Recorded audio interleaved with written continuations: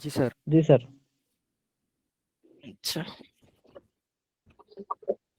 তো measurement two সাবজেক্টটা তোমাদের কাছে কেমন লাগে, কঠিন না সহজ বলো?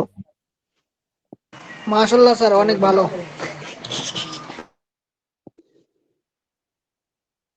আচ্ছা, শব্দ অনেক জোরে আসতেছে, ধীরে ধীরে কথা বলি আমরা, ঠিক আছে? আচ্ছা, আমি তাহলে প্রথম অধ্যায় থেকে শুরু করব, ঠিক আছে? দেখো তো দেখতে পাচ্ছ কিনা। জি স্যার, দেখা যাচ্ছে। তোমাদের প্রথম অধ্যায়ে কারো সমস্যা আছে প্রমাণ ম্যাথে?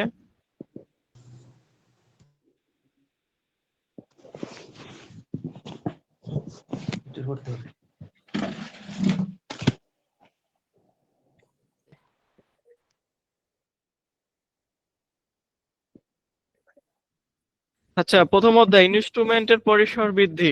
বলো, এই অধ্যায়ে তোমাদের কোনো সমস্যা আছে? জি স্যার, যে ম্যাথগুলো একটু বুঝিয়ে দিন স্যার। আচ্ছা, প্রমাণগুলো আছে পরীক্ষার জন্য খুবই গুরুত্বপূর্ণ, ওগুলো একটু দেখাই দিচ্ছি তোমাদের। আচ্ছা, সমস্যা নাই। তারপর হয়েছে দেখো, অতি সংক্ষিপ্ত প্রশ্নোত্তরের ভিতরে একটা প্রশ্ন দেখতেছি, ইনস্ট্রুমেন্টস রেস বাড়ানোর উপায়গুলো লেখো।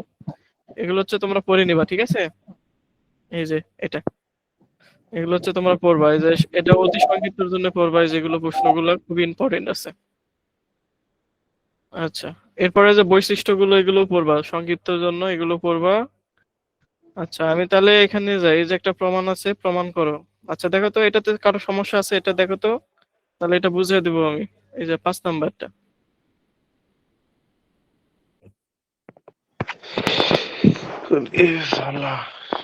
আচ্ছা, এখানে দেখো, এখানে কি বলছে দেখো তো, প্রমাণ করো ভোল্টমিটার মাল্টিপ্লায়ারের ক্ষেত্রে সিরিজের সংযুক্ত যে রেজিস্ট্যান্স আছে সেটা কি, যে M-1, আর হচ্ছে কি এটা মিটারের রেজিস্ট্যান্স, তাই না? যাই হোক, এটা প্রতীকগুলো প্রচলিত তথ্য গ্রহণ করে। এখন একটা চিত্র দেখাবা, এই যে চিত্র যেটা দেওয়া আছে, এটা চিত্র দেখাবো, ভোল্টমিটার একটা চিত্র দেখাবা। এই চিত্র থেকে হচ্ছে ম্যাথগুলো করতে হবে, এই প্রমাণটা করতে হবে, ঠিক আছে? এখন এই চিত্র থেকে অনুযায়ী হচ্ছে তোমার এই হচ্ছে প্রমাণটা করতে হবে। এই প্রমাণটাতে সমস্যা আছে তোমাদের কারো, বলো দেখি। এখানে কিন্তু সুন্দর করে সবকিছু বলে দিছে, এই যে দেখো, এই অংশটুকু হচ্ছে আমার লোড, এটা তো বুঝো নাকি তোমরা? এটা লোড, এটা হচ্ছে সাপ্লাই। আর এই যে এখানে যেটা দেওয়া আছে RM, এটা হচ্ছে কি আমার মিটারের রেজিস্ট্যান্স, মিটারের অভ্যন্তরীণ রেজিস্ট্যান্স। আর এটা হচ্ছে সিরিজের সংযুক্ত রেজিস্ট্যান্স। এখন এখানে একটা কথা বলছে যে আমার মিটারে ভোল্টেজটা লাগবে আর মোট ভোল্টেজটা লাগবে। কেন লাগবে? আমরা জানি যে মাল্টিপ্লাইং ফ্যাক্টর সমান কি জানি, বলো? ভোল্টমিটারের ক্ষেত্রে এটা মনে রাখবো, ভোল্টমিটারের ক্ষেত্রে মাল্টিপ্লাইং ফ্যাক্টরের সূত্র হচ্ছে আমার মোট ভোল্টেজ গুণন হচ্ছে মিটারের ভোল্টেজ, মোট ভোল্টেজ ডিভাইডেড হচ্ছে কি মিটারের ভোল্টেজ, এটা হচ্ছে আমার সূত্র। এটা হচ্ছে ভোল্টমিটারের ক্ষেত্রে, ঠিক আছে? তো এখন এখানে আমার মোট ভোল্টেজ কত দেখো তো, সাপ্লাই ভোল্টেজটা আমার মোট ভোল্টেজ না? বলো, এই যে মোট মিটারে যে ভোল্টেজটা দেওয়া আছে, এটা তো আমার মোট ভোল্টেজ। এখন বলছে কি মিটারে ভোল্টেজটা লাগবে, তাহলে মিটারে ভোল্টেজটা কিভাবে বাইর করবা দেখো তো? মিটারে ভোল্টেজটা কিভাবে বাইর করবা? এই যে এইটুকু অংশ, এখান থেকে এইটুকু অংশ হচ্ছে আমার মিটারের ভোল্টেজ। তাহলে মিটারের ভোল্টেজটা বাইর করার নিয়মটা কি বলো? যেহেতু এগুলো সিরিজেই আছে, তাই না? এই যে RSH আর হচ্ছে RM, দুটো রেজিস্ট্যান্স সিরিজে আছে না? দেখো তো, সিরিজ হইলে কি একই কারেন্ট প্রবাহিত হয়, তাতে অ্যামিটার যে কারেন্ট প্রবাহিত হবে ওই সিরিজ রেজিস্ট্যান্সের ভিতর দিয়ে একই কারেন্ট প্রবাহিত হবে। এই আমার কথা কি তোমরা শুনতে পাচ্ছ? জি স্যার, শোনা যাচ্ছে। এটা কি বুঝতে পারছো এটা কিভাবে করছে? এখানে মিটারের ভোল্টেজকে ছোট হাতের ভি দ্বারা প্রকাশ করছে, দেখো এই যে এইটুকু অংশ। তো তোমরা চাইলে এটা একটা জিনিস করতে পারো, এখান থেকে যে এই ভোল্টেজটা, মোট টোটাল ভোল্টেজ থেকে যদি এই ভোল্টেজটা যদি বাদ দাও, তাহলে এই ভোল্টেজটা তোমরা পাবা। এই ভোল্টেজটা থেকে যদি এই ভোল্টেজটা বাদ দিলে এটার ভোল্টেজ পাওয়া যায়, ঠিক আছে? স্যার এখন আমাদের না দিয়ে সিলেবাসটা দিয়ে দিলে ভালো হয়, মানে কোনটা কোনটা আসতে পারে সেইটা দিলে ভালো হয় মনে হয়। আচ্ছা, সেটাও দিব এখানে, তারপরও দেখো তোমাদের সমস্যা থাকে না যে এগুলো আমাদের সমস্যা আছে, ওটাই বলতেছিলাম। এখানে মিটারের ভোল্টেজটা তো তুমি পাইয়ে গেছো, আর মোট ভোল্টেজটা পাইয়ে গেছো। স্যার দেখতে পাচ্ছি না আমি স্যার। স্ক্রিন শেয়ার হয়নি, নাহলে নেটের সমস্যা হতে পারে। না স্যার, ঠিক আছে তো আমাদের ক্ষেত্রে। আচ্ছা, এখানে যেহেতু বলছে মোট ভোল্টেজ আর হচ্ছে মিটারের ভোল্টেজটা লাগবে, তো মোট ভোল্টেজটা বের করবো কিভাবে? এই যে এখান থেকে, এই যে দেখো আইএম আর এম আর এস, যেহেতু সিরিজে কি বললাম না একই কারেন্ট প্রবাহিত হয়, তো এটা হচ্ছে কি তুমি তারা মোট ভোল্টেজ পাবা। আর এখান থেকে যে ভোল্টেজটা আছে মিটারের ভোল্টেজটা লাগবে এইটুকু অংশ, এই যে দেখো। জাস্ট এরপর হচ্ছে ক্যালকুলেশন করলে এটা হয়ে যাবে, ঠিক আছে? তো তোমরা জানি এটা পারবা। এরপর এটা দেখো তো, এটাতে কারো সমস্যা আছে? 7 নাম্বার। স্যার দেখা দেখা যাচ্ছে না। দেখা যাচ্ছে না? এখন আসছে আবার। দেখা যাচ্ছে স্যার। দেখা যাচ্ছে স্যার। আচ্ছা, আমি যেগুলো দেখা যাচ্ছে স্যার। যাচ্ছে আবার আরেকজনের দেখা যাচ্ছে এরকম। ঠিক আছে। আচ্ছা দেখো, এটাতে সমস্যা আছে বলো, তোমরাই বলো, সমস্যা থাকলে বোঝাবো। জি স্যার, একটু বুঝিয়ে দেন স্যার। আচ্ছা, ওখানে আমরা কি দেখছিলাম? এটা দেখছিলাম হচ্ছে ভোল্টমিটারের ক্ষেত্রে, তাই না? এখানে দেখো, এখানে হচ্ছে কি ক্যাপাসিটরের ক্ষেত্রে। তাহলে ক্যাপাসিটরের ক্ষেত্রে আমার মাল্টিপ্লাইং ফ্যাক্টরটা কি হবে বলো দেখি? সার্কিটের হচ্ছে সমতুল্য রিঅ্যাকট্যান্স আর হচ্ছে ভোল্টমিটারের রিঅ্যাকট্যান্স। নিচে নিচে যেটা থাকবে সেটা হচ্ছে কি আমার ভোল্টমিটারের রিঅ্যাকট্যান্স, আর প্রথমে যেটা থাকবে ওটা হচ্ছে সার্কিটের সমতুল্য রিঅ্যাকট্যান্স। যেমন ওটা যদি বুঝতে পারো, এটা যদি বুঝতে পারো, তাহলে পরেরটাও বুঝতে পারবা। তাহলে এখানে এই অংশটা দেখো তো, সি আর এই যে সিবি যেটা দেওয়া আছে, এই দুটো তো সিরিজে দেওয়া আছে, তাই না? সিরিজে দেওয়া আছে না? কথা বলো, আমার সাথে কথা বলবা। তাহলে সার্কিটের জি স্যার, টোটাল সিরিজে স্যার। যদি ক্যাপাসিটর যদি সিরিজে থাকে তাহলে কি করতে হয় বলো দেখি? প্যারালাল স্যার, করতে হবে। প্যারালাল। তাহলে এই যে দেখো এখানে প্যারালাল করছে। তাহলে সিটি, তাহলে আমি এখানে তাহলে সার্কিটের সমতুল্য রিঅ্যাকট্যান্সের মান কি পাইলাম? এই মানটা, এই যেটা, ঠিক আছে? জি স্যার। এখন ভোল্টমিটারের রিঅ্যাকট্যান্স কি হবে? ভোল্টমিটার রিঅ্যাকট্যান্সটা হবে শুধু এইটুকু, এই যে ভোল্টমিটার রিঅ্যাকট্যান্স শুধু হবে এখান থেকে এই পর্যন্ত। আর এখান থেকে এটা ছিল আমার পুরোটাই, পুরোটাই হচ্ছে কি আমার এটা সিটি ছিল। তাহলে আমি তো পেয়ে গেলাম, তাই না? তাহলে এটা হচ্ছে দেখো সার্কিটে তাহলে মোট রিঅ্যাকট্যান্স। এটা এটা এটা কি বুঝতে পারছো তোমরা এটা কিভাবে করছে? না বুঝতে পারলে বোঝাবো। এই যে 1/ওমেগা গুণন মোট ক্যাপাসিট্যান্স। জি স্যার, বুঝে দেন একটু। আচ্ছা, তাহলে এটা একটু বুঝিয়ে দিই, তাই না?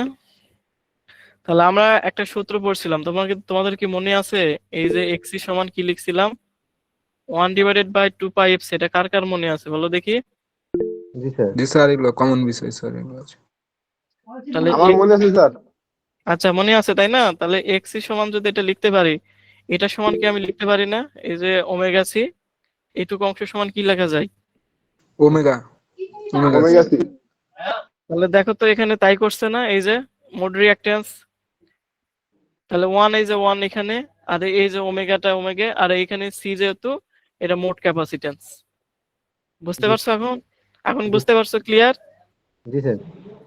আচ্ছা, এরপর দেখো ভোল্টমিটারের রিঅ্যাকট্যান্স, সেম কথা, একই আসবে, একই, এই যে দেখো একই আসবে। এখানে জাস্ট কি ছিল? সি ছিল, এখানে সিবি যুক্ত হয়েছে।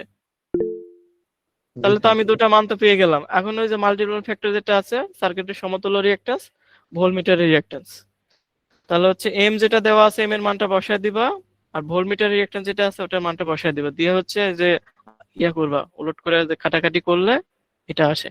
এখন দেখো তো এখানে কারো বুঝতে সমস্যা থাকলে বলতে পারো। সমস্যা আছে কারো?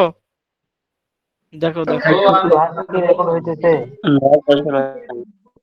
ঠিক আছে তাহলে এটা, আচ্ছা তাহলে তো এটা বুঝতে পারছো। পরেরটা দেখো তো, 1 নাম্বার, এটা তোমাদের পরীক্ষা আসবে, এটা আসতে আর সম্ভাবনা 90%।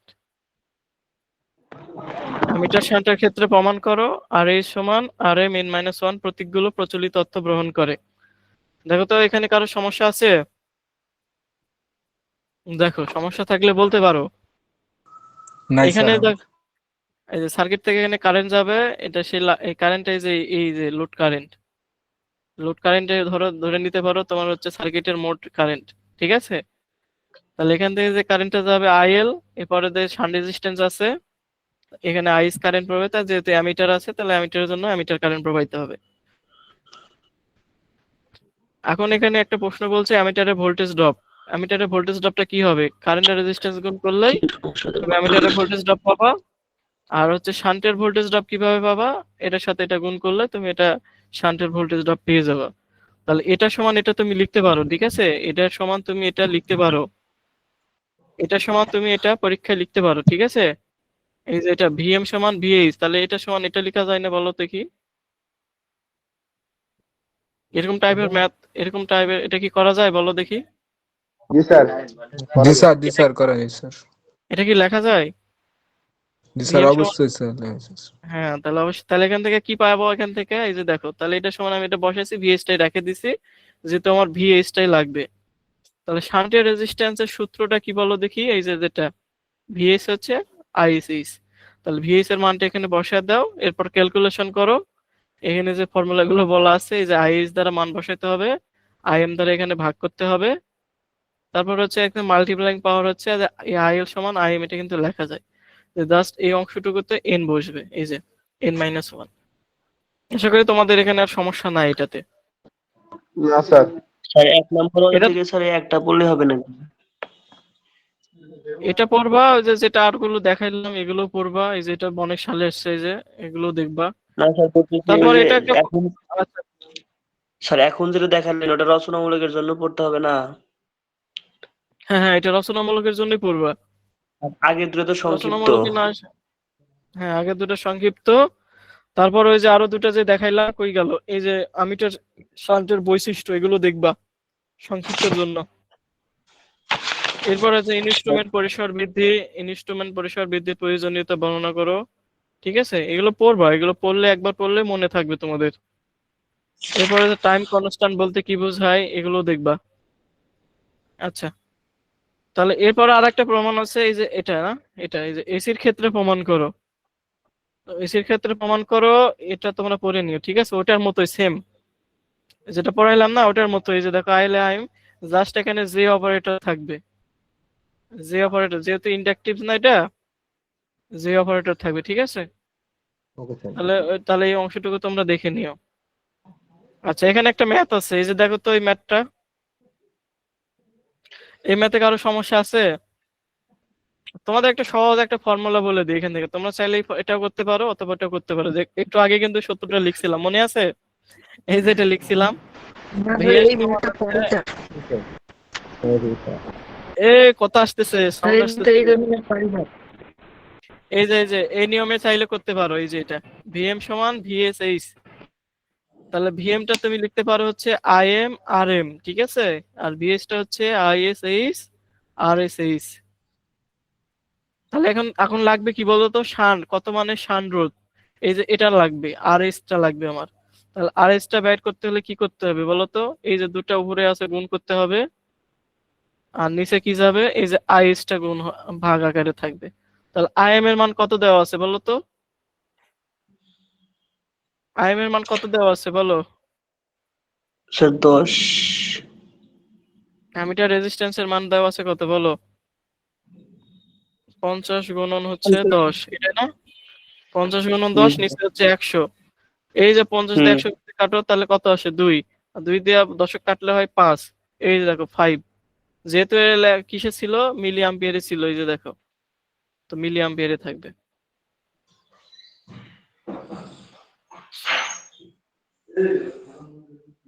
আমার কথা কি বুঝতে পারছো? জি স্যার।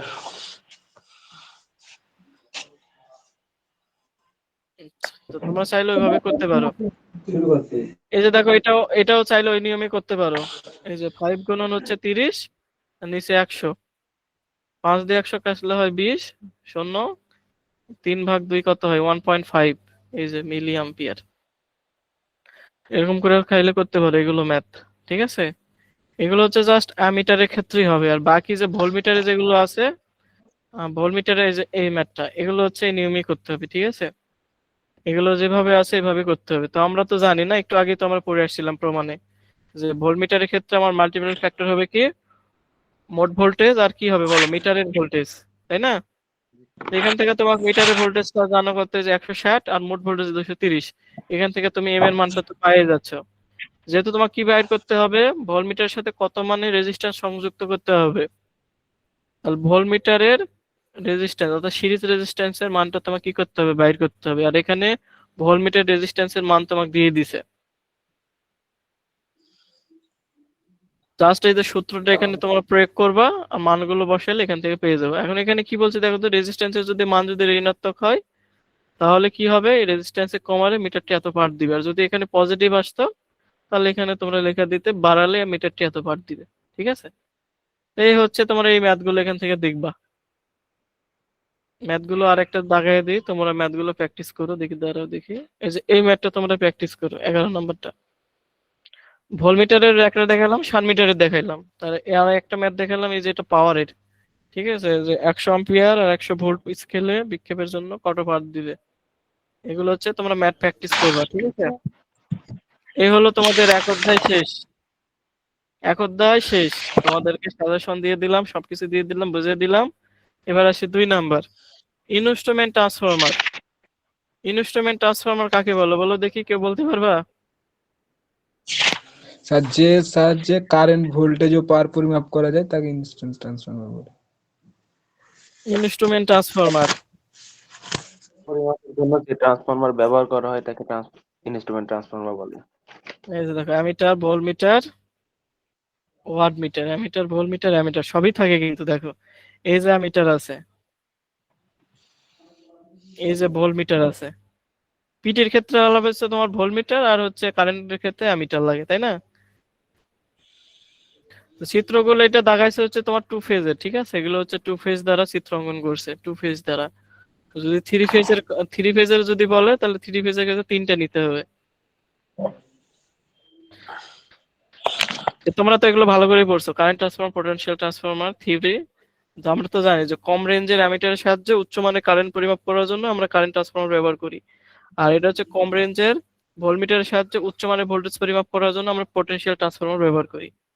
ঠিক আছে, আর পটেনশিয়াল ট্রান্সফরমারে সাধারণত 110 ভোল্ট হয়ে থাকে, 110 ভোল্ট। এটির সেকেন্ডারি সাইটে 110 ভোল্ট।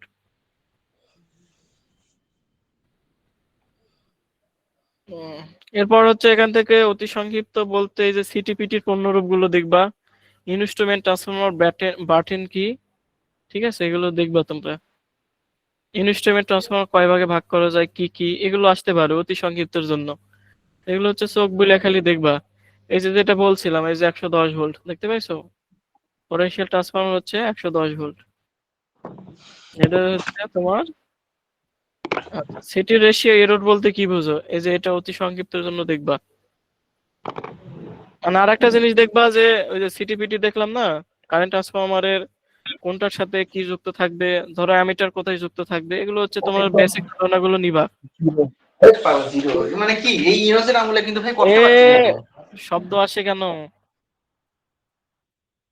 তোমাদের জন্য খুবই গুরুত্বপূর্ণ ও সংক্ষিপ্ত প্রশ্নোত্তর। এই যে current transformer, potential transformer. Current transformer ও পটেনশিয়াল ট্রান্সফরমারের মধ্যে পার্থক্য, এটা সবচেয়ে সহজ একটা, যদি এটা বুঝতে পারো ভালো করে। প্রথমে দিবা সংজ্ঞায়, যে দেখো যদি সংজ্ঞা যদি পড়ো অতি সংক্ষিপ্ত, সংক্ষিপ্তের জন্য কিন্তু দুইটাই হয়ে যায়। ঠিক আছে, এরপর দেখো বেসিক কনসেপ্ট গুলো এখানে দিছে তোমাদের জন্য সুবিধা বোঝার জন্য। তো লোডের সাথে সিরিজে প্রাইমারি যে ওয়েল্ডিং থাকে এটা কিসে থাকবে বলো, সিরিজে থাকবে।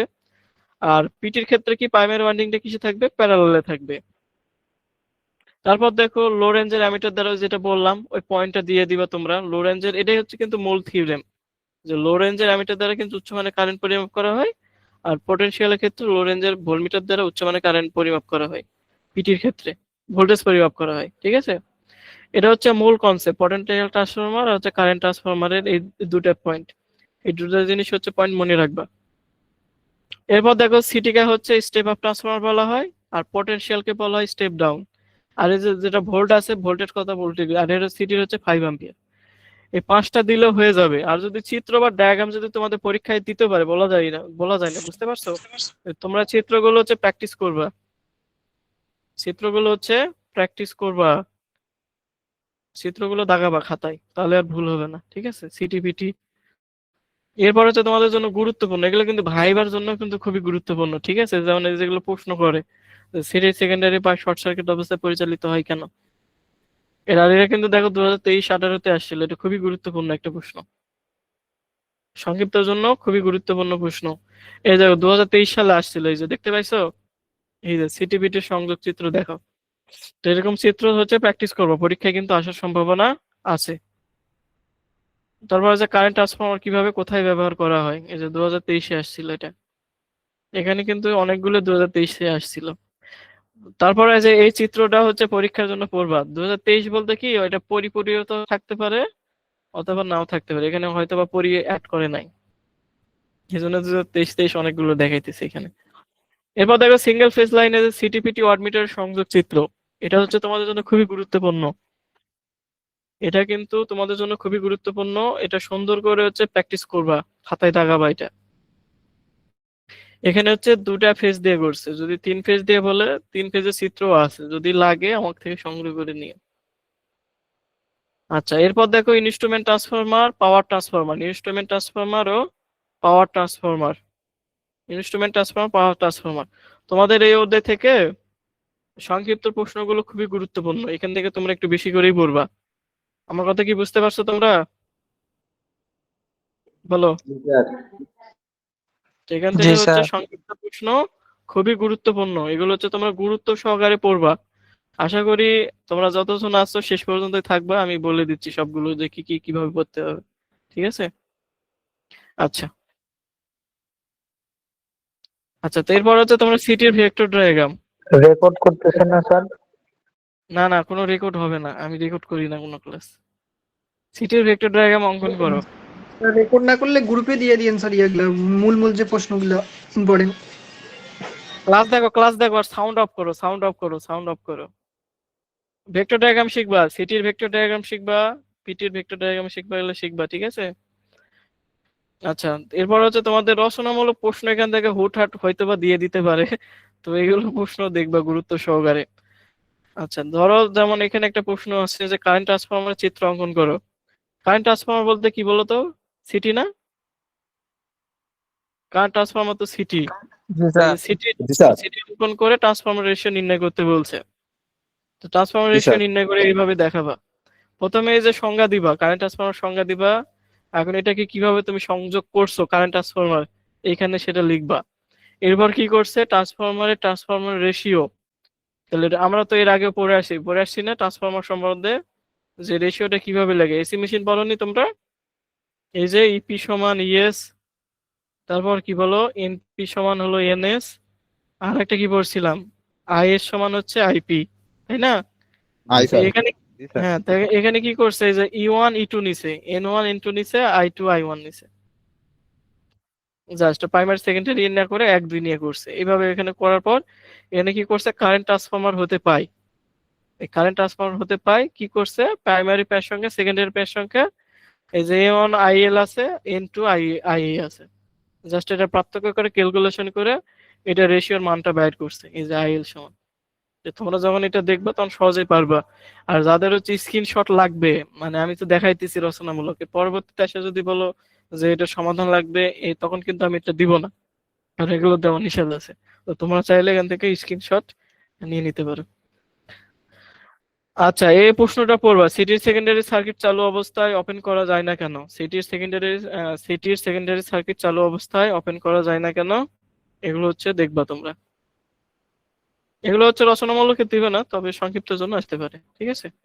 আর তোমরা তো জানো যে পটেনশিয়াল পিটি আর হচ্ছে সিটি, ওই সংযোগ চিত্র আগে জাস্ট ওটা বর্ণনা দিয়ে দিবা, তাহলেই হবে। এই হলো অধ্যায়। আচ্ছা, এখানে আর একটা গুরুত্বপূর্ণ একটা প্রশ্ন দেখতেছি, 15 সালের পর তো আর আসে না এটা, তারপরে হচ্ছে তোমরা পড়বা এই যে কারেন্ট ট্রান্সফরমার অর্থাৎ সিটির যে ভেক্টর ডায়াগ্রামটা দেওয়া আছে, ভেক্টর ডায়াগ্রামের যে কোনটার কি নাম, এই যে এগুলো যে নাম এগুলো চাইছে, এগুলো যে কি নাম দেওয়া আছে, এগুলোর নাম হচ্ছে তোমাদের এখানে লিখে দিতে হবে, ঠিক আছে? এগুলোই বলছে এখানে বিভিন্ন কম্পোনেন্টের নাম লিখো। তো ডায়াগ্রামের দাগাবার, ডায়াগ্রাম দাগায় জাস্ট এখানগুলো এখানে বসাই দিবা, এই হলো শেষ। আর এখান থেকে ম্যাথ লাগবে না তোমাদের, এখান থেকে কোনো ম্যাথ পরীক্ষায় তোমাদের আসবে না, এখান থেকে তোমাদের ম্যাথ আসবে না। আচ্ছা, 3 নম্বর অধ্যায় দেখো, লো রেজিস্ট্যান্স পরিমাপ। লো রেজিস্ট্যান্স পরিমাপ, আমরা যে লো রেজিস্ট্যান্স থাকে না, এটা কি কি পদ্ধতিতে পরিমাপ করি বলো দেখি। 1 নাম্বার আছে অ্যামিটার ভোল্টমিটার পদ্ধতি। 1 নাম্বার কি বলো? পটেনশিওমিটার পদ্ধতি, হ্যাঁ, পটেনশিয়াল পদ্ধতি, কেলভিন ডাবল। এখানে হচ্ছে কেলভিন যে ডাবল ব্রিজ পদ্ধতি আছে, এটা হচ্ছে তোমাদের পরীক্ষায় আসে রচনামূলক প্রশ্ন হিসেবে। কেলভিন ডাবল ব্রিজ পদ্ধতি বর্ণনা করো।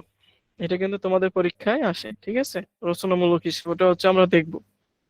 এখন দেখো তো কি কি কাজে কি কি পরিমাপ কাজে মেগার ব্যবহার করা হয়। কি কি পরিমাপ কাজে মেগার ব্যবহার করা হয়? তাহলে মেগার পরিমাপ করা হয় কি কি কাজে? একটা হচ্ছে লো রেজিস্ট্যান্স, একটা মিডিয়াম, হাই রেজিস্ট্যান্স। তো এগুলো হচ্ছে তোমরা জেনে নেবা যে লো রেঞ্জ হচ্ছে লো রেজিস্ট্যান্সের ক্ষেত্রে রেঞ্জ কত, মিডিয়াম রেজিস্ট্যান্সের ক্ষেত্রে রেঞ্জ কত হবে, হাই রেজিস্ট্যান্সের ক্ষেত্রে রেঞ্জ কত হবে। এগুলো হচ্ছে তোমরা দেখে নেবা যদি হঠাৎ যদি পরীক্ষায় আসে, ঠিক আছে। আর লো রেজিস্ট্যান্সের নির্মূল পরিমাপের জন্য সর্বোত্তম পদ্ধতি হচ্ছে ডাবল ব্রিজ পদ্ধতি, যে কেলভিন ডাবল ব্রিজ পদ্ধতিটা হচ্ছে সবচেয়ে। এই পদ্ধতিটা তুমি যদি ইউজ করো তাহলে এখানে হচ্ছে নির্ভুল পরিমাপটা যে করবা এটা হচ্ছে নির্ভুল হবে, কোনো ভুল হবে না। এই জন্য হচ্ছে কি আমরা কেলভিন ডাবল ব্রিজ পদ্ধতিটা ব্যবহার করি। আচ্ছা, এরপরে যে এটা খুবই গুরুত্বপূর্ণ তোমাদের জন্য, অতি সংক্ষিপ্তর জন্য, ভোল্টমিটারের শান্টিং ইফেক্ট বা লোডিং ইফেক্ট কাকে বলা হয়? ঠিক আছে, এই যে ভোল্টমিটারের যে শান্টিং ইফেক্ট বা লোডিং ইফেক্টটা কাকে বলা হয়, এটা হচ্ছে তোমাদের জন্য খুবই গুরুত্বপূর্ণ। আর যেটা আলোচনা করলাম এগুলো দেখবা, এগুলো হচ্ছে একবার যদি দেখো এমনিতেই তোমরা পারবা। এই যে মিডিয়াম হাই রেঞ্জ যেগুলো বললাম এগুলো হচ্ছে তোমরা দেখবা।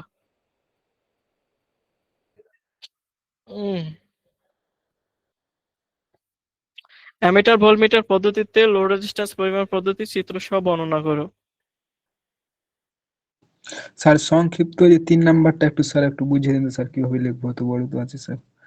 স্যার যেটা এটা সংক্ষিপ্ত অ্যামিটার স্যার যে ভোল্টমিটার 3 পদ্ধতি এটা জি স্যার এটা একটু মানে এই যে সংক্ষেপে এখানে, কিভাবে লেখা এই যায়? যে সংক্ষিপ্তে লেখার সময় যে সার্কিটটা প্রথমে ড্র করবা, ড্র করার জি পর স্যার। এখানে এই যে অংশগুলো যেগুলো নাম আছে, যে ভিএম এটা কি আমার ভোল্টমিটার, আরবিটা কি আমার ভোল্টমিটারের রেজিস্ট্যান্স, এরপর আইআরটা কি আমার পরিমাপকৃত রেজিস্ট্যান্সের কারেন্ট, আরটা হচ্ছে আমার, এগুলো লিখে দিবা, সাইডে নোট করে দিবা। নোট জি করে স্যার। দেওয়ার পর এখন এখান থেকে আমার কি বলছে যে রেজিস্ট্যান্সটা কিভাবে পরিমাপ করব, মানে আমার চাইছে কি রেজিস্ট্যান্সের সূত্রটা লাগবে, যে আমি এখানে রেজিস্ট্যান্সে কিভাবে পরিমাপ করব।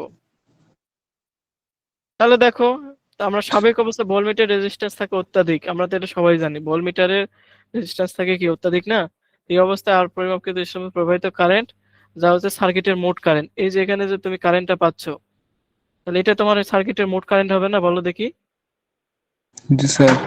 তাহলে এটা আমার হচ্ছে কি মোট কারেন্ট হবে। তাহলে পরিমাপকৃত রেজিস্ট্যান্স কি হবে দেখো তো, ভোল্টমিটারের ভোল্টেজ কত আছে, এই যেটা ভোল্টমিটারের ভোল্টেজ আর হচ্ছে অ্যামিটার কারেন্ট। তাহলে ভোল্টমিটারের ভোল্টেজ কত, ভিএম, আর অ্যামিটার কারেন্ট কত আছে, অ্যামিটার কারেন্ট কি আসবে বলো, আই, এই যে টোটাল কারেন্ট। তাহলে আর সমান হচ্ছে আমি কি লিখতে পারি, ভিএম ভাগ আই। যদি ভোল্টমিটার রেজিস্ট্যান্স কি, এই যে রেজিস্ট্যান্সের যে ভোল্টমিটার যেটা আছে এটা যদি মান কমে যায় তাহলে কিছু কারেন্ট প্রবাহ ঘটে, তারপরে ভোল্টমিটার অনেক বড় আকারের ভ্রম দেখা দিবে। তো তখন হচ্ছে আর এর মধ্যে প্রবাহিত কারেন্ট কি হবে, এই যে এখানে একটা কেসিএল প্রয়োগ করবা। তাহলে এখানে কেসিএল প্রয়োগ করলে কারেন্ট যেতে হবে এইদিকে, আইআর এর দিকে, এখান থেকে সেটা এখানে লিখছে। তো তখন হচ্ছে তোমার পরিমাপকৃত আর রেজিস্ট্যান্সের মান হবে, আর সমান হচ্ছে কি হবে তখন, ভিএম মাইনাস আইআর। তা আইআর এর সূত্রটা কি ছিল, এই যে এই যে আই মাইনাস আইভি, এই আর কি। ঠিক আছে, এরকম করে তোমরা এগুলো লিখে দিও। আচ্ছা, এরপর দেখো তো ওই যে যেটা দেখাইলাম এটা রচনামূলক, এটা দিয়ে দিছে, যদি আসে সংক্ষিপ্তে আসবে, তেমন নিয়ে না।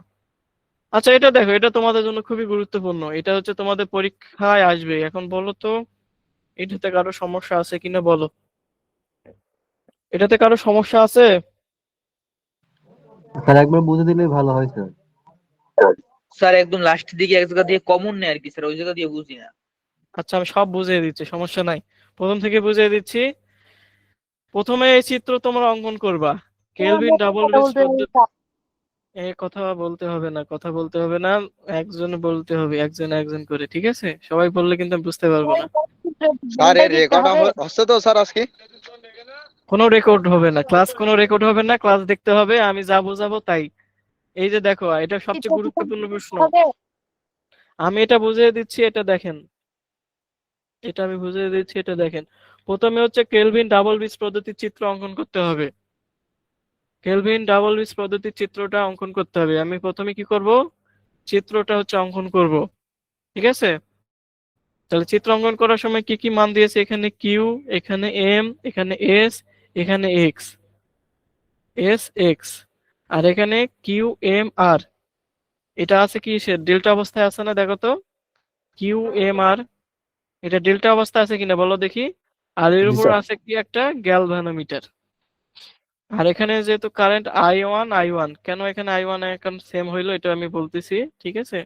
আচ্ছা, সোর্সের সাথে যেটা থাকবে এখান দিয়ে একটা একটা রেগুলেটিং রেজিস্ট্যান্স আছে, এর সাথে একটা অ্যামিটার সংযুক্ত করা হয়েছে। এই হচ্ছে কেলভিন ডাবল বিস পদ্ধতির চিত্র।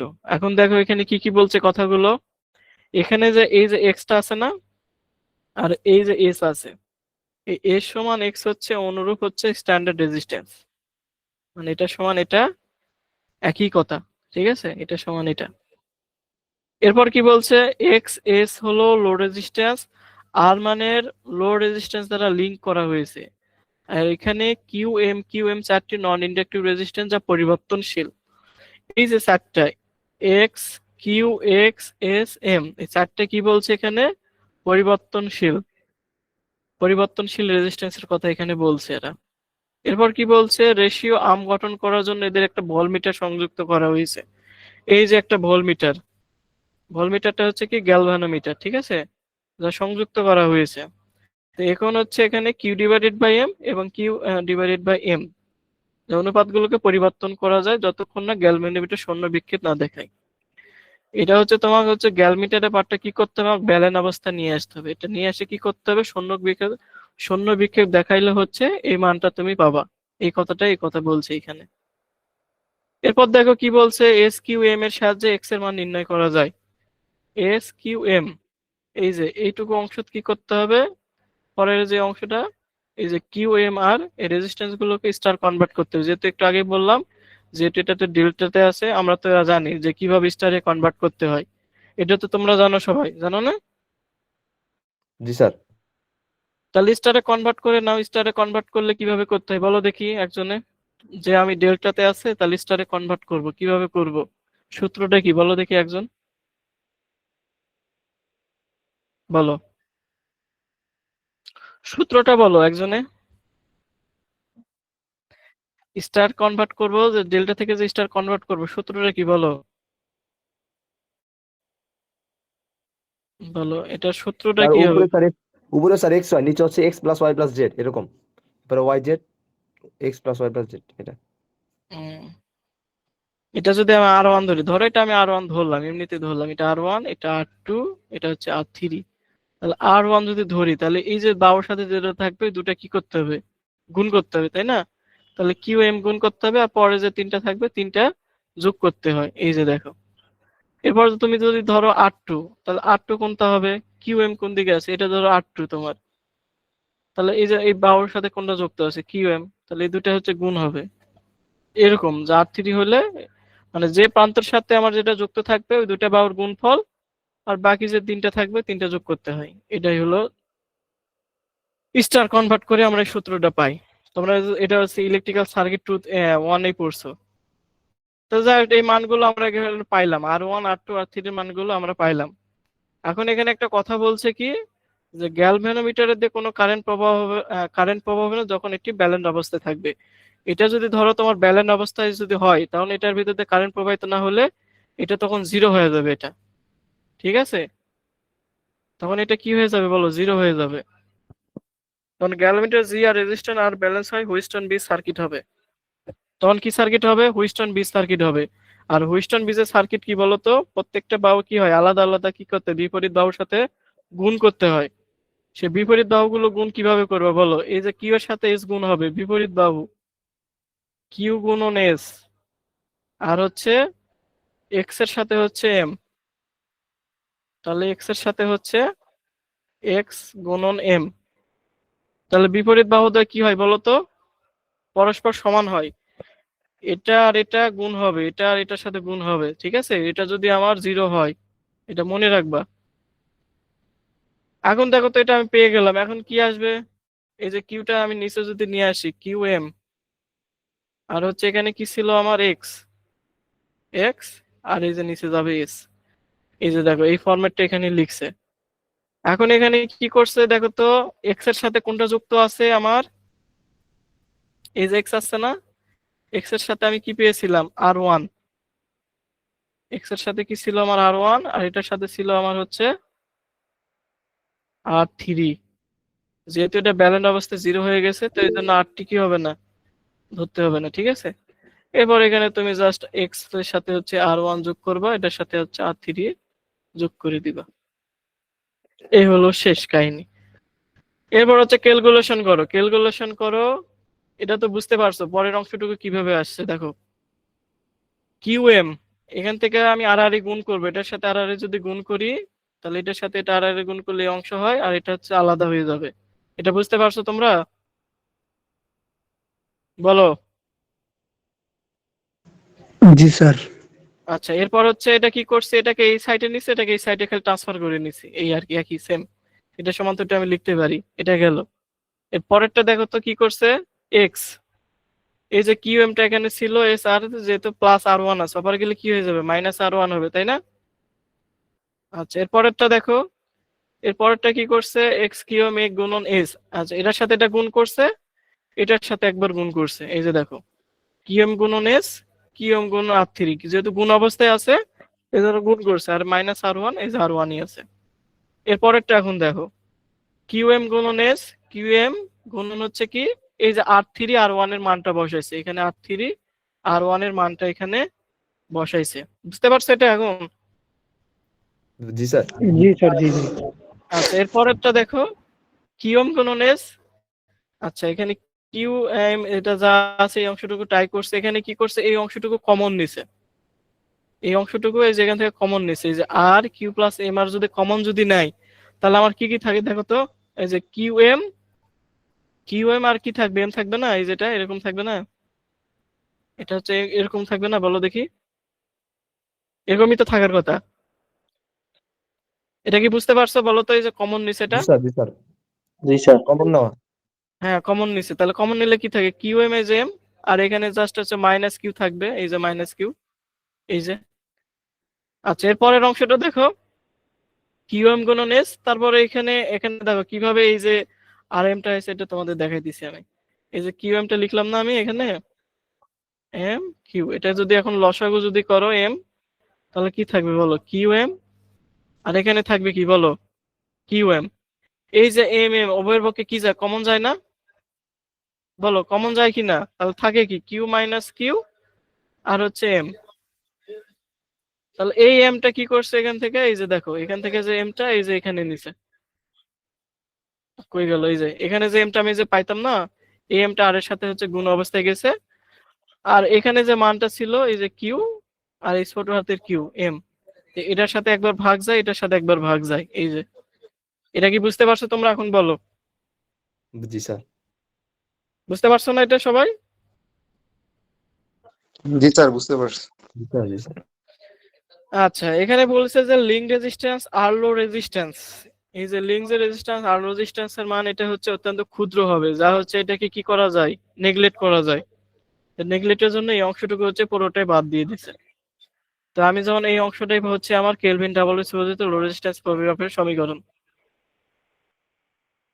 এখন এটা বুঝতে পারছো? এই প্রমাণ একজনে বলছিল যে এখানে কমন নেওয়াটা বিষয়টা বুঝতে পারি নাই, সে কি বুঝতে পারছে এটা? জি স্যার, বাসায় বসে আবার দেখবো অনেক। না, বাসায় বসে দেখলে তো হবে না, আমি তো বললাম এখান থেকে বুঝতে হবে। বুঝতে পারোনি না? এই যে বুঝছি দেখো, স্যার, সমস্যা নাই। বুঝতে পারছো তো? ঠিক আছে। আচ্ছা, এটা তোমাদের জন্য গুরুত্বপূর্ণ, এটা গুরুত্ব সহকারে দেখবা। এরপর গাণিতিক সমস্যা বলি 1 নাম্বার, গাণিতিক সমস্যা বলি 1 নাম্বার, এটা দেখবা। এগুলো হচ্ছে করার জন্য তোমার হচ্ছে রেজিস্ট্যান্সের প্রকৃত মান জানতে হবে, যেটা হচ্ছে দেখছিলাম কোথায়, যে অ্যামিটার, এই যে সূত্রটা জানছিলাম না, এই সূত্রটা দিয়ে হচ্ছে তোমার ম্যাথটা করতে হবে এখানে। সে জায়গায় ম্যাথ গুলো হচ্ছে তোমরা করবা, ঠিক আছে? ম্যাথ গুলো আমি দেখাইলাম না, ওই একটা ম্যাথই আছে, ওই একটা ম্যাথই হচ্ছে গুরুত্ব সহকারে দেখবা এটাই। এরপর হচ্ছে তেমন গুরুত্বপূর্ণ নাই। এবার দেখি 4 নম্বর অধ্যায়। 4 নম্বর অধ্যায় দেখো তো কারো সমস্যা আছে কিনা বলো দেখি।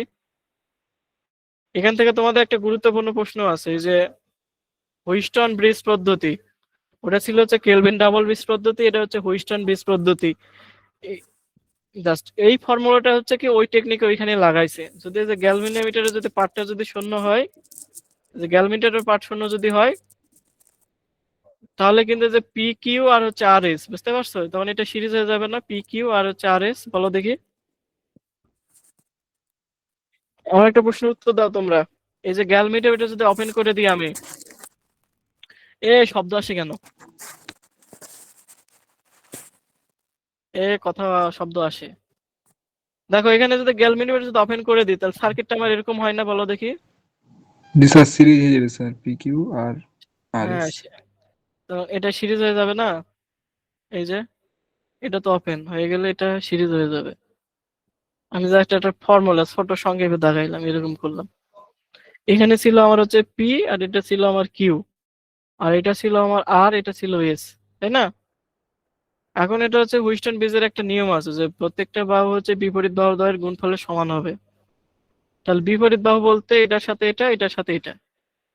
এই যে এটা ওই যে একটু আগে যেটা আমি লিখছিলাম, পিএস গুণ হবে, গুণ হবে। তাহলে গুণ হবে কি, পি গুণন এস, আর হচ্ছে কি বলো, কিউ গুণন আর, মানে বিপরীত বাহুদ্বয় হচ্ছে গুণফল হবে, ঠিক আছে? তাহলে যে পিটা স্যার আপনি কিসের? যদি স্যার আগে দাগাই দিতেন তাহলে ভালো হতো। আমরা স্যার স্যার স্যার ওই আপনি স্যার আগে স্যার দাগাই দিলে ভালো হয় স্যার, পরে স্যার সলভ করি, সেটা ভালো না, হতো। এটা বুঝো, ওয়েস্টার্ন ব্রিজটা বুঝতে পারছো কিনা তাই বলো, এটাই প্রমাণে আছে তোমাদের, ওখানে ওটা বোঝাবো তো। এটা বুঝতে পারছো বলো, আমি যেটা লিখলাম? জি স্যার, জি স্যার, বুঝতে পারছি। জি স্যার। এই যে এটা হচ্ছে তোমাদের ওয়েস্টার্ন ব্রিজের মেথড, ঠিক আছে? তো অতি সংক্ষিপ্ত গুলো তাহলে পড়ে নিও। এই যে অতি সংক্ষিপ্ত সংক্ষিপ্ত প্রশ্ন, এটা পড়ো, এটা গুরুত্বপূর্ণ আছে, এটা পড়বা। ওয়েস্টার্ন ব্রিজের সুবিধা অসুবিধা গুলো দেখবা, কি কি পদ্ধতিতে মিডিয়াম রেজিস্ট্যান্স পরিমাপ করা হয় এগুলো দেখবা। এই যে দেখো হুইস্টন ব্রিজের কার্যপ্রণালী, এটা তোমাদের জন্য গুরুত্বপূর্ণ আছে, এটা হচ্ছে পড়তে হবে তোমাদের, ঠিক আছে? এটা কি বুঝাই দিতে হবে তোমাদের, বলো দেখি? আমি তো আলোচনা করেই ফেললাম। না স্যার, বোঝানো লাগবে না। একটু করে স্যার শুধু স্যার ক্যালকুলেশন গুলো দিলে হবে না, না লেখা লাগবে তাও স্যার? ক্যালকুলেশন তো অবশ্যই দিতে হবে। এখানে স্যার ক্যালকুলেশনে যে চিত্র বললাম না, আমি যে বললামই তো, এই যে গ্যালভিনিউট যদি ওপেন করে দাও, তখন এই যে পি হচ্ছে কিউ আর যেটা এস, তাহলে পি কিউ এটা সিরিজে হবে, আর এটা আর আর এসটা সিরিজে হবে। এরপর কি করছে এরা, এই যে পি যেটা আছে না, পি এর যে ভোল্টেজ ড্রপ হবে আর এর যে ভোল্টেজ ড্রপ, এটা সমান হবে, বুঝতে পারছো? পি আর আর এর ভোল্টেজ ড্রপ সমান হবে, কিউ আর হচ্ছে এস এর ভোল্টেজ ড্রপ সমান হবে। এখানে সে কথাই বলছে, এই যে ভোল্টেজ ড্রপ সমান যদি হয়, তাহলে এটার সাথে হচ্ছে I1 দ্বারা পি গুণ করবা, আই এর সাথে আর গুণ করবা, ক্যালকুলেশন করলে এই যে সূত্রটা হচ্ছে তোমরা পাবা। এই শব্দ আসতেছে। আর এটা বর্ণনা করার সময় অবশ্যই এখানে কোনটার সাথে কি সংযুক্ত করছো এগুলো এখানে লিখে দিবে তোমরা। এগুলো এখানে হচ্ছে কি করবা, তোমরা এখানে লিখে দিবা এগুলো। আচ্ছা, এখানে তোমাদের একটা ম্যাথ আছে, দেখো তো এই ম্যাথে কারো কোনো সমস্যা আছে? তোমাদের অনেকের প্রবলেম থাকে, ক্যালকুলেটরে সলভ করতে পারি না, কিভাবে করতে হয় ইকুয়েশন গুলো, বলো। এই যে 2 নাম্বার, এগুলো স্যার সহজ আছে, কিন্তু না স্যার স্যার এই মাঝে ম্যাথগুলো মাঝে সহজ। ভুল হয়। বলো স্যার বলো, পারবো আমাকে স্যার। বলো, আমাকে বলো এখানে কারো সমস্যা আছে কিনা বলো। এই যে ম্যাথ গুলো ক্যালকুলেটরে, এখানে আমি এগুলো তো 59 লোক জনকে নিয়ে দেখতেছি, করা যায়। 59 জন দেখতেছি ক্যালকুলেটরে ইকুয়েশনে বের করতে, কারো সমস্যা আছে কিনা বলো। স্যার এই না ক্ষেত্রে স্যার। স্যার আমার একটা কোশ্চেন আছে স্যার। হ্যাঁ, বলে ফেলো। স্যার এই যে স্যার আমরা যে সফটম্যাক্সে ক্লাসগুলো করছি স্যার, ওইখানে আপনার ওই মাইনাস চিহ্নগুলো দেয় না, কিন্তু স্যার বইতে একটা মাইনাস চিহ্ন দেওয়া আছে। কোথায় মাইনাস চিহ্ন দেয়নি, কোথায় করেনি? স্যার ওই যে আপনার একটা গ্যালভানোমিটারে স্যার কারেন্টের দিক দেখাইতে বলে না? হ্যাঁ, দিক দেখাইতে বললে অবশ্যই দিক দেখাইতে হবে। স্যার বলছি যে ওই আপনার সফটম্যাক্সে যে ক্লাসগুলো করছি সোহান স্যারের, ওইখানে স্যার আপনার ওই মাইনাস স্যার দেওয়া না, কিন্তু বইতে স্যার কিছু কিছু ম্যাথে স্যার ওই যেগুলা বিপরীত দিকে গেছে ওইগুলা স্যার মাইনাস চিহ্ন দেখাইছে। তো ঠিক আছে, ওটা হচ্ছে তোমাকে দেখায় দিতে হবে, ওটার দিক যেহেতু বলছে না, তাহলে মান স্যার বের আপনি করলে হবে না, স্যার আপনি দিকটা এটা একটু দেখায় স্যার বোঝাই দিলে স্যার ভালো হইতো। জি স্যার। এই যে দেখো দিকটা কি পজিটিভ আসছে না? যদি এখন আমি বলি, দেখো এখানে আমি তোমাদের জাস্ট ধারণা দিই, এখন তুমি আইজি কারেন্টটা বার করছো, ডিরেকশনটা কোন দিকে আছে দেখো তো আমার। এদিকে আছে না, নিচের দিকে আছে না? আমার কথা জি বোঝার স্যার চেষ্টা করো। জি স্যার এই শব্দ আসে যে শব্দ আসে, মাইক্রোফোন অফ করো। এই যে দেখো, আমার হচ্ছে আমাকে বলছিল যে গ্যালভেনোমিটারে কারেন্টটা বাইর করতে হবে, এবং গ্যালভেনের কারেন্টের ডিরেক্টর দিক আছে আমার নিচের দিকে। এখন তুমি কি করবা, ক্যালকুলেশন করে বাইর করবা। ক্যালকুলেশন করে বাইর করার পর দেখতেছো যে আমার মানটা পজিটিভ আসছে। আমার মানটা কি আসছে বলো, পজিটিভ আসছে। তাহলে আমার ডিরেকশনটা হবে নিচের দিকে, নিচের দিকে হবে, ঠিক আছে? তার মানে কি আমার ঠিক আছে। আর যদি ধরো নেগেটিভ আসছে, আমার ক্যালকুলেশন করার পর আমার মানটা ধরো নেগেটিভ আসছে, এরকম একটা মান আসছে, নেগেটিভ আসছে, তখন ওটা কি করতে হবে জানো? তখন ওটাকে হচ্ছে পজিটিভ করে নিতে হবে, 0.025 পজিটিভ করে নিয়ে ওটার চিহ্ন হচ্ছে এরকম করে আবার দিতে হবে, পজিটিভ করে দিতে হবে। এই যে দেখো, এবং এটা দেখায় দিতে হবে যে বি থেকে ডি দিকে কারেন্ট প্রবাহিত হচ্ছে। আর নেগেটিভ আসলে তোমাকে বুঝতে হবে যে কারেন্টটা হচ্ছে ডি থেকে বির দিকে যাচ্ছে। যদি নেগেটিভ আসে না, তাহলে বুঝতে হবে কারেন্টটা হচ্ছে তোমার হচ্ছে ডি থেকে বির দিকে যাচ্ছে। কিন্তু আমার ডি থেকে বির দিকে গেলে কি হবে? হবে না তো, আমার তো পজিটিভ থেকে নেগেটিভে চাইছে না, এই যেটা। তখন তুমি জাস্ট ওটা উল্টিয়ে দিবা, উল্টিয়ে দিলে তোমার হয়ে যাবে এটা। দিকটা তুমি হচ্ছে দেখায় দিবা যে এই জন্য আমি এটা পরিবর্তন করছি। না যদি পরিবর্তন করে না দাও, ওইভাবে যদি রেখে দাও, তাহলে তোমাকে এটা বলে দিতে হবে যে ডি থেকে বির দিকে কারেন্ট প্রবাহিত হচ্ছে। আর যদি ধরো না আমি বি থেকে ডির দিকে দিব, তাহলে ওটা কি করতে হবে, এই যে এটা চেঞ্জ করে দিতে হবে, চেঞ্জ করে দেখা দিতে হবে যে এই জন্য আমি এটা পরিবর্তন করছি। তোমরা সুপারপজিশন থিওরেমের ম্যাথ গুলো হয়তো বা করছো করছো জি করলে স্যার মাইনাস, তো ওই সময় ওইরকম করে চেঞ্জ করা যায়, ঠিক আছে?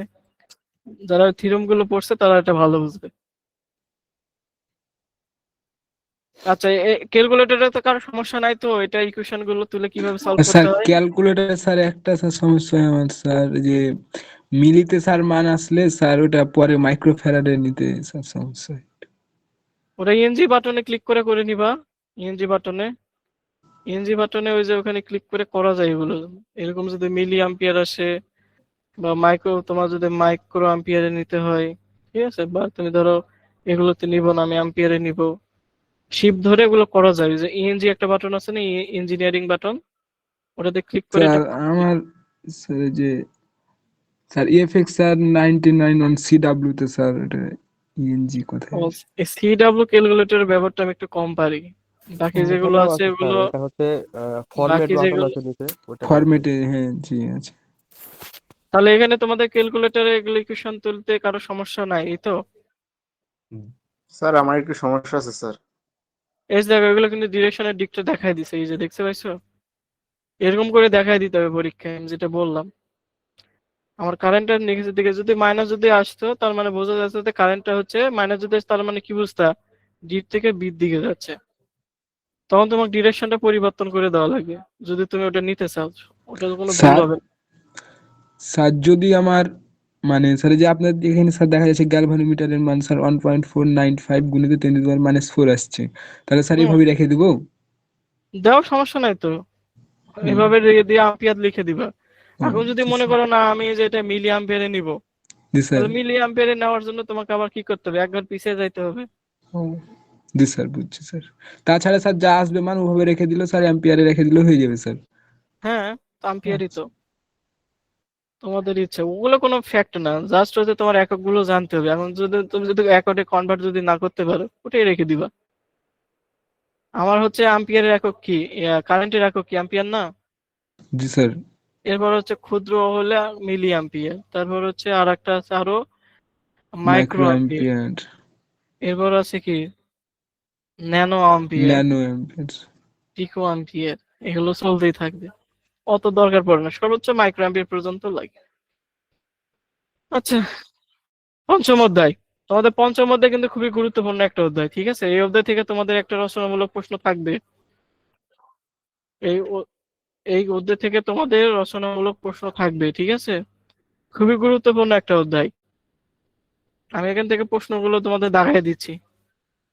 কি কাজে মেগার ব্যবহার করা হয়, এই প্রশ্নগুলো হচ্ছে পড়বা, ঠিক আছে, এগুলো হচ্ছে তোমাদের পড়তে হবে যে মেগার হচ্ছে কি, মেগার কি বলো, মেগার কিসে আত্ম রেজিস্ট্যান্স কাকে বলে,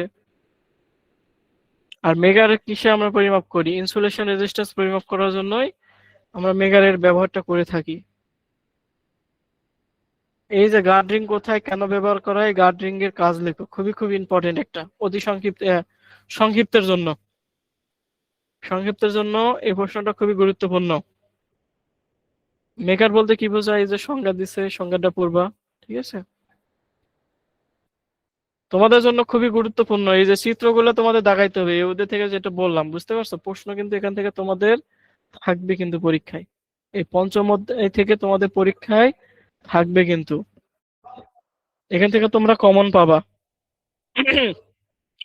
এটা তোমাদের রচনামূলকেও লাগতে পারে, ঠিক আছে। এখানে যে গার্ডওয়ার পদ্ধতি হাই রেজিস্ট্যান্স পরিমাপের সংযোগ চিত্র আঁকতে বলছে না, এখন এটা বলবে বর্ণনা করো, তাহলে বর্ণনা করার জন্য অবশ্যই হচ্ছে এই চিত্রটা তোমাকে দাগায় বর্ণনা করতে হবে। এরপরে যে মেগারের গঠন চিত্র, এটাও তোমাদের কি করতে হবে, দাগাইতে হবে। যদি রচনামূলক প্রশ্ন যদি একটা পারো তাহলে অনেকগুলো প্রশ্নের উত্তর দিতে পারবা। তাহলে মেগারের যদি চিত্র আসে তাহলে এই চিত্রটা হচ্ছে তোমরা পরীক্ষায় দিবা, এই যে, ঠিক আছে। এখন এটা গঠন প্রণালী বর্ণনা করতে বলে গঠন কার্যপ্রণালী, তাহলে গঠন কার্যপ্রণালী নিচে নিচে দিয়ে দিবা, তাহলেই হয়ে যাবে। স্যার একটু সংক্ষেপে স্যার যদি একটু বলতেন বিষয়টি স্যার, এই যে মেগারে স্যার কার্যপ্রণালীটা স্যার। এই যে দেখো মেগারের কার্যপ্রণালী, এই যে এটা হচ্ছে গঠন প্রণালী মেগারের। জি স্যার। এই যে দেখো মেগার একটি permanent magnet Mobil coin type instrument, এটা ডিফ্লেক্টিং কয়েনটি টর্কের সাথে সমকোণে অবস্থিত থাকে। ডিফ্লেক্টিং টর্কটা, এই যে ডিফ্লেক্টিং কয়েল, এই যে এটা হচ্ছে সমকোণে অবস্থিত থাকে, এই কথাটা বলছে। এরপর কি বলছে, এটা দুটি পার্মানেন্ট ম্যাগনেট ফিল্ডের মধ্যে মুক্তভাবে ঘুরতে শুরু করে। এই যে ডিফ্লেক্টিং টর্ক, এটা কি করবে বলো, ঘুরতে থাকবে, এই যেটা ঘোরার মতো। আচ্ছা, এটা তোমার পড়ে নিও, ঠিক আছে। এখান থেকে যে বর্ণনাগুলো আছে দেখে দেখে পড়ে বলো, মানে আমি যেটা বললো একই কথা। এবার হচ্ছে কার্যপ্রণালীটাও তোমরা পড়ে নিবা। এখন একটা প্রশ্ন হচ্ছে, এখানে একটা প্রশ্নের একটু আছে, মেগারে যে চিত্র আর হচ্ছে মেগার কর্তৃক হাই রেজিস্ট্যান্স পরিমাপ কর্তৃক চিত্র, এটা কিন্তু এরা দুটো একই চিত্র এখানে দেখাইছে। আমার কথা কি বুঝতে পারছো তোমরা? জি স্যার। এখন কথা হচ্ছে দুইটা চিত্র তো এক তো হওয়ার কথা না, একই চিত্র কি হবে বলো দেখো। এটা তো মেগারের চিত্র, এটা হচ্ছে 1 নম্বরে যাবে, মেগারের চিত্রটা হচ্ছে 1 নম্বরে যাবে, ঠিক আছে, এই চিত্রটা হচ্ছে 1 নম্বরে যাবে। আর মেগার কর্তৃক হাই রেজিস্ট্যান্স পরিমাপ পদ্ধতি চিত্র সহ বর্ণনা করো। আমার তো মনে হচ্ছে এটা একটু আছে, একটু ঝামেলা আছে এটাতে, যেহেতু মেগার কর্তৃক বলছে তো, তাহলে এক্ষেত্রে হচ্ছে চিত্রটা যদি সেম যদি দাও তাহলে কার্যপ্রণালীটাও সেম হওয়ার কথা, কিন্তু এখানে যেহেতু কথা বলছে হাই রেজিস্ট্যান্স পরিমাপ পদ্ধতি, স্যার বইয়ে তো আলাদা দেওয়া নেই। হাই রেজিস্ট্যান্স পরিমাপ পদ্ধতি, স্যার ওটার জন্য আলাদা আলাদা চিত্র আছে স্যার, ছোট। ঠিক আছে, তাহলে ওই চিত্রগুলো হচ্ছে তোমরা পরীক্ষা দিয়ে নিও। আর তারপর এটা কিন্তু তোমাদের জন্য গুরুত্বপূর্ণ যে 3 নাম্বার, স্যার 3 এইটাই পয়েন্ট। হচ্ছে হাই রেজিস্ট্যান্সের জন্য চিত্র, মানে বইয়ে দেওয়া আছে এটা, সরি। এখানে একটু ভুল আছে, যে এখানে এটা হচ্ছে তোমরা একটু মনে করে নিও, ঠিক আছে। এর নিচে কিন্তু এটা আছে না R0, তাহলে এর নিচে হচ্ছে ভাগ 2 হবে। স্যার জি স্যার, এই বুঝছি অ্যানসারটা স্যার। স্যার আরেকবার একটু দেখান তো। এই যে এটা চিত্র দেখাবো, ইয়েস স্যার, এই ইয়েস যে স্যার, এটা স্যার স্যার হ্যাঁ। এটা কিন্তু তোমাদের পরীক্ষা আসার সম্ভাবনা আছে, এখান থেকে কিন্তু রচনামূলক একটা থাকবে, ওই জন্য বললাম হয় মেগার কর্তৃক হাই রেজিস্ট্যান্স পরিমাপ কর্তৃক, অথবা মেগারের গঠন, অথবা 3 পয়েন্ট পদ্ধতিতে মেগার রেজিস্ট্যান্স কিভাবে পরিমাপ করা হয় বর্ণনা করো। এই যে এরকম করে চিত্রগুলো দাগাবা, দাগায় এই যে বর্ণনা করছে এভাবে বর্ণনা করে দিবা, ঠিক আছে। এখানে কিন্তু আমি লিখে দিলাম, এর নিচে কিন্তু 2 হবে, এই যে এটা কোন অবস্থা আছে না, ওপর গেলে কি হয়ে যাবে, ভাগ হবে, এর নিচেও 2 হবে। স্যার মেগার কর্তৃক হাই রেজিস্ট্যান্সের ওইখানে তো স্যার চিত্র নাই বইয়ে। ওটাই তো বলতেছিলাম, ওটা একটু ঝামেলা আছে, ওই জন্য আমরা করছি কি চিত্রটা অ্যাড করে দিছি, এটাই দিছি, আর এটা তো এই চিত্রটা অ্যাড করে দিবা, একই দিবা। আচ্ছা ঠিক আছে, যেহেতু বলছে মেগার কর্তৃক, এই যে দেখো, এই যে এটাও বলছে হচ্ছে মেগার, তাহলে মেগারের সংযোগটা হচ্ছে এটা, আর মেগার কর্তৃক হাই রেজিস্ট্যান্স পরিমাপটা হচ্ছে এটাই দিয়ে দিবা। ঠিক আছে, এখান থেকে হচ্ছে এখান থেকে হচ্ছে তাহলে আরেকটা। একটা বলেই তো হয়ে যাচ্ছে, তাই না? হ্যাঁ হ্যাঁ হ্যাঁ। এরপর দেখো গার্ডওয়্যার পদ্ধতিতে উচ্চ রেজিস্ট্যান্স পরিমাপ, এটা হচ্ছে কম গুরুত্বপূর্ণ, তেমন গুরুত্ব না, তারপরও বলা যায় না যদি তোমাদের পরীক্ষায় যদি কোশ্চেন যদি হার্ড করে তাহলে সেক্ষেত্রে কি করতে পারে বলো ওরা, এই টাইপের প্রশ্ন হুট করে দিয়ে দিতে পারে। তোমাদের আছে কমিউনিকেশনের নাকি সংক্ষিপ্ত নাকি অনেক কঠিন করছে। জি স্যার। জি স্যার, প্রশ্ন অনেক সংক্ষিপ্ত স্যার থেকে আমাদের মধ্যে রচনা 6টার মধ্যে 6টাই কমন আসছে, কিন্তু সংক্ষিপ্ত বিষয় একটু মারা গিয়েছে। কেন সংক্ষিপ্ত রচনামূলক তো তোমাদের সবগুলি পারারই কথা। স্যার রচনা কমন ছিল, কিন্তু রচনা কমন ছিল স্যার, কিন্তু স্যার তারপর- সংক্ষিপ্ত কোথা থেকে দিল মানে বলার মতো না স্যার, মানে বইয়ের একদম শেষ থেকে এগুলো দিচ্ছে। আচ্ছা আচ্ছা, এই জন্য স্যার অধিসংক্ষিপ্ত পারিনি। তো যাক এখান থেকে হচ্ছে তোমরা রচনামূলক 3টা গুরুত্ব সহকারে দেখবা, এই যে যেটা বললাম 1 2 3 গুরুত্ব সহকারে দেখবা, আর চিত্রগুলো সুন্দর করে দাগানোর চেষ্টা করবা, চিত্রগুলো সুন্দর হলে মার্ক কিন্তু বেশি পাবা। স্যার এই অধ্যায়টা মনে হচ্ছে অনেক বেশি ইম্পর্টেন্ট, তাই না স্যার? অধ্যায় 5। হ্যাঁ হ্যাঁ হ্যাঁ, হ্যাঁ এখান থেকে তোমাদের একটা রচনামূলক থাকবে, হ্যাঁ স্যার। প্রথম অধ্যায় থেকে দেখবা থাকবে তোমাদের প্রথম অধ্যায়। তারপর যে কেলভিন ডাবল বিজ দেখলাম না তোমাদের, স্যার যে ছোটবেলা কেলভিন, থেকে দেখার সম্ভাবনা আছে, তাই না? তোমাদের ছোট একটা জিনিস দেখালাম না কেলভিন ডাবল বিজ, আর একটা দেখা যাচ্ছে কি হুইস্টন ব্রিজ, ব্রিজ আর ম্যাথ। আর হুইস্টন ব্রিজের ম্যাথ। এখান স্যার থেকে হয় দেখবা, দেখবা যে 2টা আসবে না হলে একটা আসবে, ম্যাথ থাকবে তোমাদের পরীক্ষায়, ম্যাথ থাকবে দেখো। স্যার তাহলে ম্যাথ তো থাকবে স্যার, না? হ্যাঁ ম্যাথ থাকবে, ম্যাথ যদি না আসে তাহলে ওই যে যেটা বললাম হুইস্টন ব্রিজ দিয়ে দিতে পারে, আর যদি ম্যাথ যদি না আসে তাহলে হচ্ছে তোমাদের হুইস্টন ব্রিজ, আর ম্যাথ আর যদি হুইস্টন ব্রিজ যদি আসে তাহলে ম্যাথ আসবে না। আর কেলভিন ডাবল ব্রিজ পদ্ধতিটা পড়বা, মানে ওই 3টা পড়বা, ওই যে প্রথম অধ্যায়ে একটা দেখাইছিলাম না শান্ডের ক্ষেত্রে প্রমাণ করো, ওই রচনামূলক প্রশ্নটা দেখবা। আর পঞ্চম অধ্যায় তো দেখাইলাম, এবার এটা কত অধ্যায়? 6ষ্ঠ অধ্যায় না স্যার 6 এটা স্যার 7 অধ্যায় স্যার 6 আচ্ছা, অ্যানালগ ও ডিজিটাল মাল্টিমিটার। তোমরা এখান থেকে অ্যানালগটা লাগবে না, ডিজিটাল যেহেতু আমরা এখন বর্তমানে ডিজিটাল হয়ে গেছি, ডিজিটাল মাল্টিমিটারটা দেখবা, ডিজিটাল মাল্টিমিটার দিয়ে পরীক্ষায় আসে। তারপর এখান থেকে তোমরা যেগুলো যে গুরুত্বপূর্ণ যেগুলো আছে সেগুলো দেখবা। মাল্টিমিটার কি, এটা 2023-এ আসছে, এই যে দেখছো মাল্টিমিটার কি, এটা হচ্ছে 2023-এ আসছিল সংক্ষিপ্ত। এরপর অ্যানালগ মাল্টিমিটার, ডিজিটাল মাল্টিমিটার, এগুলো দেখবা তোমরা কাকে কি বলে। তারপর অ্যানালগ মাল্টিমিটারের সুবিধা অসুবিধা এগুলো তোমরা দেখবা। এরপরে অ্যানালগ ডিজিটাল, এটা এটা হচ্ছে তোমাদের জন্য গুরুত্বপূর্ণ না, এটা হচ্ছে তোমাদের মনে বইতে দেওয়া নাই, যদি আসে সেক্ষেত্রে তোমরা দেখবা। মাল্টিমিটারের ব্যবহার লিখো, এই যে মাল্টিমিটারের ব্যবহার লিখো, এটা তোমাদের জন্য গুরুত্বপূর্ণ আছে, এটা দেখবা তোমরা। ডিজিটাল মাল্টিমিটারের ব্লক চিত্র নিয়ে তোমাদের কারো সমস্যা আছে নাকি দেখো তো, তোমরা অনেকে বলো স্যার বই একটা চিত্র দেওয়া আছে আর একটা চিত্র, এটা না? তোমরা জি হচ্ছে স্যার, ডিজিটাল, জি স্যার, স্যার বই স্যার দুইটা এটাই চিত্র দাও। বলেছে। এটাই দিবে block diagram of digital multimeter. দেখো চিত্র কিন্তু অনেকবার আসছে, এই চিত্রটা যদি দাগাইতে পারো তোমরা অনায়াসে কিন্তু এটা কি করতে পারবা, রচনামূলক প্রশ্নটা লিখতে পারবা। এই যে এটা রচনামূলক লেখার অংশটা কিভাবে ধরবো, এই যে দেখো এগুলো যে attenuator, compensated attenuator, rectifier, ADC, counter, display, এই যে অংশগুলো হচ্ছে আমার কিভাবে কাজগুলো করতেছে, এক একটা করে পয়েন্ট ধরে এক একটা খালি বর্ণনা দিলেই হবে। দেখো ওই সেই পয়েন্ট গুলোই হচ্ছে কি এখানে বর্ণনা দেওয়া আছে, এই যে দেখো কার্যপ্রণালীটা। প্রথমে কি করবা, এই যে চিত্রগুলো লিখবা, চিত্র দাগাবা, চিত্র দাগানোর পর হ্যাঁ তারপর ডিজিটাল মাল্টিমিটারে কিছুটা লিখবা বা সংজ্ঞা দিতে পারো, এখানে যেটা খুশি দিতে পারো। এরপর ডিজিটাল মাল্টিমিটার কি কি অংশ নিয়ে গঠিত এই অংশগুলোর নাম এখানে দিবা, দেওয়ার পর এখন ওই অংশগুলো কিভাবে কাজ করে জাস্ট ওই অংশগুলো এখানে লিখে দিবা, তাহলেই হয়ে যাবে। এটা হচ্ছে যে কোনো চিত্র বা ফর্মুলা দেখে এইভাবে করে পরীক্ষায় লিখতে হয় রচনামূলক প্রশ্নের ক্ষেত্রে। যদি কোনো দেখবা যে চিত্র দেওয়া আছে, ওই চিত্রের যে গঠন বা কাঠামোর কিছু অংশগুলো দেওয়া আছে, এই গঠন প্রণালীতে জাস্ট ওই অংশগুলোর নাম দিবা, যদি পারো তো সেগুলো কিভাবে কাজ করে হালকা ধারণা দিতে পারো, আর কার্যপ্রণালীটা কিভাবে করে সেটা বিস্তারিত লিখে দিতে হবে। এই আচ্ছা স্যার, অ্যানালগটা অ্যাপে তো সোহান স্যার আমাদের অন্য মানে চিত্র দিয়া মানে আমাদের পড়াইছে, যেটা ডিজিটাল মাল্টিমিটারের, তো সেটা কি হবে না? হবে না কেন? হবে, ওটাও হবে, স্যার হবে ওইটা না স্যার কেন? এইটার থেকে স্যার একটু অন্যরকম স্যার, ওইটা স্যার আরো সহজ এটার থেকে, বইয়ের থেকে। তো স্যার দেখো ওইটা তোমাদের এটা কাছে এটা থেকে সহজ আর কি। যদি তোমাদের জি বই স্যার, হ্যাঁ। স্যারে যেটা করাইছে ওটা যদি তোমাদের কাছে সহজ লাগে তাহলে ওটা দিয়ে করো, সমস্যা নাই তো। খালি তাহলে ওটা দিয়ে চিত্র বর্ণনা দিবা, তাহলেই হবে, একই তো ফর্মুলা। স্যার ওইটা দিয়ে স্যার Okay, চিত্র স্যার। স্যার এখানে স্যার, মানে এখানে স্যার অ্যান্সার যেটা লেখা আছে ওইটা লিখলে হবে না? মানে ওই চিত্রের হ্যাঁ, এখানে মানে লিঙ্কটা কার্যপ্রণালী যেটা আছে। জি স্যার, কার্যপ্রণালীটা জি স্যার। দিবা, আর আচ্ছা ওখানে যে অংশগুলোর নাম দেওয়া আছে অংশগুলো এখানে লিখে দিবা।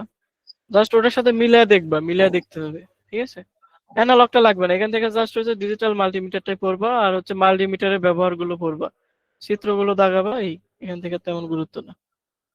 7 নম্বর দেখো, অ্যানালগ ফ্রিকোয়েন্সি মিটারের সাথে ফ্রিকোয়েন্সি পরিমাপ পদ্ধতি। এখানে একটা আছে না, ওই যে রচনামূলক কি যেন একটা প্রশ্ন, এই যে ইলেকট্রিক্যাল রেজোন্যান্স ফ্রিকোয়েন্সি, আর একটা আছে ওয়েস্টার্ন না কি যেন, এই যে চিত্র সহ ওয়েস্টার্ন মিটারের গঠন কার্যপ্রণালী লেখো। তো এখান থেকে তোমাদের দুটো রচনামূলক প্রশ্ন আছে, এটা তোমাদের আসার সম্ভাবনা আছে, এটা না আসলে ওটা আসতে পারে। ইলেকট্রিক্যাল রেজোন্যান্স ফ্রিকোয়েন্সি মিটারের গঠন বা কার্যপ্রণালী চিত্র সহ লেখো। তাহলে ইলেকট্রিক্যাল রেজোন্যান্সে আমরা তো জানি তাই না, এক্সেল সমান এক্সি, এটা তো অনেক আগেই আমরা জানি। এখন দেখো তো এই যে চিত্র যে অংশগুলো লেখা আছে এই অংশগুলোর নাম লিখছে, এই যে দেখো গঠন প্রণালীতে এই অংশগুলোর নাম লিখছে, এই যে। এরপর কার্যপ্রণালীটা এই যে এরকম চিত্র দিবা, 3টা ভেক্টর চিত্র দিবা, ইন্ডাকটিভ, ক্যাপাসিটিভ, রেজিস্টিভ, 3টা চিত্র দিবা কার্যপ্রণালী। 3টা চিত্র দিবা, 2টা টর্কের সমীকরণ পাবা, এই যে 2টা টর্কের সমীকরণ পাবা, 3টা পাবা, 3টার জন্য 3টা সমীকরণ পাবা। তাহলে মোবিল কয়েলের টর্ক 0 হয় রেজোন্যান্স অবস্থায়। 3টা সমীকরণ দিয়ে জাস্ট এই বর্ণনাগুলো দিবা, তাহলেই হবে, ঠিক আছে? কার্যপ্রণালীটা কিন্তু এভাবে কাজ করে। তোমরা কি এটার স্ক্রিনশট নিচ্ছ সবাই? জি স্যার, স্যার এটা স্যার একটা স্যার একটু দেখান স্যার, তাহলে স্ক্রিনশট নেই। এই যে তো তোমরা চাইলে এগুলো নিতে হলে আমাকে বলতে হবে স্ক্রিনশট যদি না। স্যার একটু উপরে উঠান। এই যে দিলামই তো। না স্যার, কার্যপ্রণালী স্যার, গঠন প্রণালী স্যার নিয়েছি, কার্যপ্রণালীটা একটু স্যার দিন। স্যার কার্যপ্রণালী। এই যে নিছো। জি স্যার। জি এই স্যার। যে তারপর এই অংশ, আচ্ছা তারপর এটাও নাও, এই যে এটাও নাও, ঠিক স্যার আছে? এগুলো বইও আছে স্যার। চিত্র বই আছে কিন্তু এগুলো আছে, এগুলো কিন্তু সুন্দর না করে স্যার, দেওয়া আছে। জি স্যার, সোহানুর রহমান স্যার দিয়েছিল অবশ্যই, মানে লিখিত কিছু, মানে বলে এই আর কি। ঠিক আছে, তারপরে তোমরা রাখতে পারো এগুলো, এই যে দিয়ে দিলাম। জি স্যার। এবার দেখো 9, 7, আচ্ছা 7 অধ্যায় দেখো। এবার 7 অধ্যায় দেখালাম না তোমাদের? জি স্যার, স্যার 8 অধ্যায় শুরু করুন। আচ্ছা, digital frequency meter operation. Digital frequency মিটারের এই যে এই প্রশ্নটা গুরুত্বপূর্ণ আছে, এটা দেখো তোমরা। ডিজিটাল ফিগারের স্মিথ ট্রিগারের কাজ কি? পরীক্ষা এরকম করে দিতে পারে, স্মিথ ট্রিগারের কাজ কি, অতি সংক্ষিপ্তের জন্য, ঠিক আছে? বা স্মিথ ট্রিগারের মূল উদ্দেশ্য কি, এই যে এগুলো দিবা। এই যে স্মিথ ট্রিগার কি, এগুলো গুরুত্বপূর্ণ, ঠিক আছে? এখান থেকে একটা আছে যে ডিজিটাল ফ্রিকোয়েন্সি মিটারের ব্লক ডায়াগ্রাম দেখো। ডিজিটাল ফ্রিকোয়েন্সি মিটারের ব্লক ডায়াগ্রাম দেখো। এই যে রচনামূলক প্রশ্ন, ডিজিটাল ফ্রিকোয়েন্সি মিটারের ব্লক ডায়াগ্রাম, এবং প্রত্যেকটি ব্লকের হচ্ছে বর্ণনা দিতে হবে, এই 5টা: unknown frequency source, amplifier, Schmitt trigger, start stop gate, counter. এই ডিজিটাল ফ্রিকোয়েন্সি মিটারের বেসিক যে ব্লক ডায়াগ্রাম আছে প্রত্যেকটারই ব্লক ডায়াগ্রাম দিবা, ঠিক আছে? এই যে দেখো অ্যাম্পলিফায়ারের বর্ণনা দিছে, স্মিথ ট্রিগারের বর্ণনা দিছে, স্টপ গেট ফিগার দিছে, কাউন্টার দিছে। এই 4টা এরকম করে বর্ণনা দিলেই হবে, ঠিক আছে? তোমরা চাইলে এটার স্ক্রিনশট নিতে পারো। স্যার একটু ভালো করে করেন, দাঁড়ান। স্যার হয়েছে। আচ্ছা, এখানে আরেকটা প্রশ্ন আছে, ডিজিটাল ফ্রিকোয়েন্সি মিটারের টাইম বেস সিলেক্টরের কাজ। টাইম বেস সিলেক্টরের কাজ, এটা কি লাগবে তোমাদের, বলো? জি স্যার, স্যার একটু স্ক্রিনশট নেই। স্যার একটু স্ক্রিনশটটা দেওয়া। জি স্যার, জি স্যার। স্যার এখান থেকে কোনটা বেশি ইম্পর্টেন্ট? এক এক নাম্বারটাই বেশি ইম্পর্টেন্ট আছে, 1 নাম্বারটা 2 নাম্বারটা ইম্পর্টেন্ট আছে। স্যার এগুলো গ্রুপের মধ্যে স্যার দিলে ভালো হইতো স্যার। না, এগুলো দেওয়া হবে না।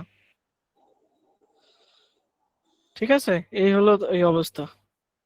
এখান থেকে তোমরা 1-2 করবে, 1-2 করবা। ডিজিটাল ফিগার বেস সিলেক্টর আর হচ্ছে ডিজিটাল ফিগার বেসের ব্লক ডায়াগ্রাম। স্যার শেষ কোশ্চেনটা পড়তে হবে না, লজিক ডায়াগ্রামটা? চাইলে পড়তে পারো, যদি ভালো, যদি পরীক্ষায় তোমাদের ধরো আসতে পারে এরকম, তাহলে পড়ো, আমি তো মানা করি নাই। স্যার এই যে চিত্রটা এইভাবে দিবা তাহলে। চিত্র অনেক কঠিন। আচ্ছা, এরপর কত নম্বর অধ্যায়? 9 নম্বর অধ্যায়।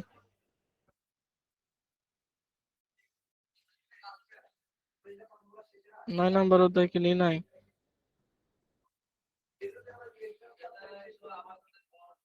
এখান থেকে তোমরা ডিজিটাল পাওয়ার ফ্যাক্টর মিটার দেখবে। অ্যানালগ পরীক্ষায় তেমন আসে না, অ্যানালগ আগে ব্যবহৃত হতো, তো এখন ডিজিটালটা বেশি ব্যবহৃত হয়, এই জন্য ডিজিটালটাই হচ্ছে গুরুত্ব বেশি দেয়। এই দেখো, ডিজিটাল পাওয়ার ফ্যাক্টরের মিটারের ব্লক ডায়াগ্রাম, প্রতিটি ব্লকের নাম লিখতে বলছে, তাহলে এইভাবে তোমরা দিতে পারো। তোমাদের জন্য গুরুত্বপূর্ণ প্রশ্ন এইটা, তোমাদের জন্য খুবই গুরুত্বপূর্ণ প্রশ্ন হলো এইটা, single phase dynamometer type power factor মিটারের গঠন ও কার্যপ্রণালী চিত্র সহ বর্ণনা করো। খুবই গুরুত্বপূর্ণ এটা। তোমাদের কি লাগবে এটা, বলো? জি স্যার, জি স্যার, জি স্যার। এটা কিন্তু তোমাদের পরীক্ষায় আসার মতো, হয় সিঙ্গেল ফেজ অথবা 3 ফেজ, সিঙ্গেল ফেজ অথবা 3 ফেজ, তোমাদের দেখো পরীক্ষা একটা আসছে। আর এখানে দেখো ক্যালকুলেশন কিন্তু ভেঙে ভেঙে সহজ সহজ করে করে দিছে, ঠিক আছে? এই নোটটা অবশ্য আমি করছিলাম। স্যার একটু ছোট করেন স্যার। স্যার একটু ছোট করেন স্যার, একটু স্ক্রিনশট। আচ্ছা, এই নোটগুলো আমি করছিলাম, আমার যতটুকু মনে আছে, আমি তোমাদের এই নোটগুলো আমি করছিলাম, দেখো ভেঙে ভেঙে আমি নিজে লিখছিলাম, এগুলো পড়াই আছে, এই যে দেখো। স্যার আরেকটু করে নেন স্যার, স্ক্রিনশটটা নিতে পারিনি।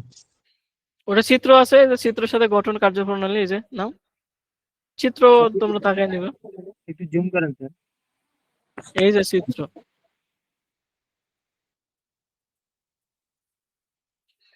নিছো চিত্র নিছো, এটা হচ্ছে গঠন ও কার্যপ্রণালী। এরপর দেখো 3 ফেজ, এই যে 3 ফেজ, এই যে 3 ফেজ,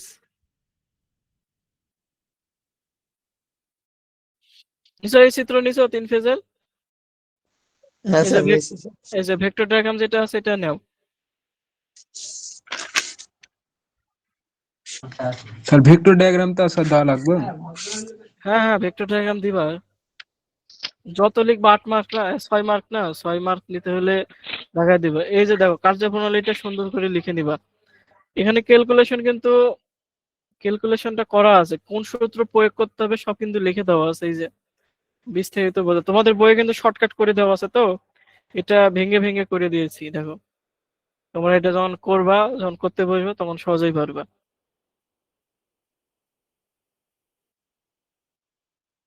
ঠিক আছে, এই যে দাও, তাহলে এই পর্যন্ত নাও। আর এখান থেকে 3টাই দেখবা, ঠিক আছে? যে ডিজিটাল পাওয়ার ফ্যাক্টর মিটারের ব্লক ডায়াগ্রাম, এটাও দেখবা, 3টা গুরুত্বপূর্ণ আছে এখান থেকে। এই যে এটা চাইলে তোমরা স্যার স্ক্রিনশট দিতে, আরেকটু দেখেন স্যার, স্ক্রিনশট নেই। এই যে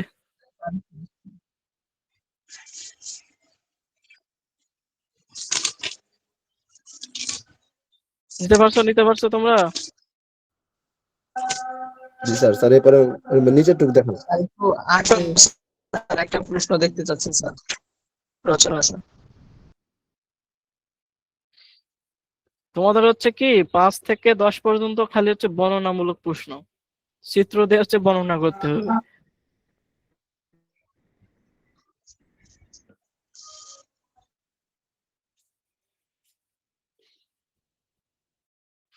হয়েছে না তোমাদের? জি স্যার হয়েছে। আচ্ছা, এরপর হচ্ছে কত আছে? 10 অধ্যায়। 10 অধ্যায় করে যেন দেখলাম, এই যে 10 অধ্যায় তেমন তোমাদের জন্য গুরুত্বপূর্ণ না, তারপরও এখানে কিছু আছে, এগুলো তোমরা দেখবা, ঠিক আছে? 10 অধ্যায়ের এই যে উচ্চ ভোল্টেজ পরিমাপ যন্ত্রপাতির নাম, সংক্ষিপ্তের জন্য এটা দেখবা। তারপরে যে স্ফিয়ার পরিমাপ হাই ভোল্টেজ পরিমাপের সুবিধা অসুবিধা এগুলো দেখবা। অ্যাক্টিভ প্যাসিভ ট্রান্সডিউসার, এই যে অ্যাক্টিভ প্যাসিভ ট্রান্সডিউসারের মধ্যে পার্থক্য, এই জিনিসটা তোমরা দেখবা।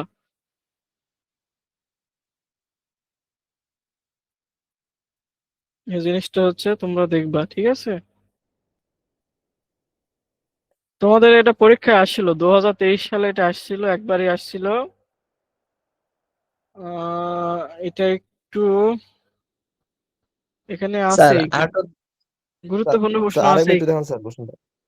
এই যে উচ্চ ভোল্টেজ স্যার পরিমাপ, অষ্টম অধ্যায় স্যার ডিজিটাল ফ্রিকোয়েন্সি মিটারের ব্লক ডায়াগ্রাম অঙ্কন ও কার্যপ্রণালী, এটা কি ইম্পর্টেন্ট স্যার? ওটা বাদ দিতে পারো, ওখান থেকে 3 ফেজ আছে না, 1 ফেজ 3 ফেজের ভিতর দেখবে একটা দিয়ে দিবে। স্যার এটা এটা 24 আসছে লেখা। এই যে এগুলো দেখো, তোমরা এগুলো দেখে নাও, এই যে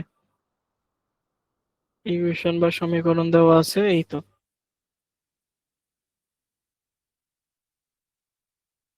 স্ফিয়ার গ্যাপ পদ্ধতি কিভাবে উচ্চ ভোল্টেজ পরিমাপ পদ্ধতি বর্ণনা করা হয়? তোমরা চাইলে স্যার যে স্যার ওই স্পেয়ার গ্যাপটা আরেকবার দেখান, স্পেয়ার গ্যাপ। এই যে এটা হলো চিত্র, এটা হচ্ছে বর্ণনা। জি স্যার ক্লিয়ার। আর এটা হচ্ছে তোমাদের এখান থেকে এটা গুরুত্বপূর্ণ আছে, এই যে 3 নাম্বারটা। উচ্চ ভোল্টেজ পরিমাপে ক্যাপাসিট্যান্স পটেনশিয়াল ডিভাইডার পদ্ধতি চিত্রের সাহায্যে বর্ণনা করো, এটা গুরুত্বপূর্ণ আছে। এটা হচ্ছে তোমরা পড়বা, ঠিক আছে? এই প্রশ্নটা পড়বা, তোমাদের কাজে দিবে। সহজ আছে কিন্তু এটা, চিত্র দেখালেই পারবা এটা। চিত্র দেখালে কিন্তু অতি সহজে কিন্তু পারবা এটা।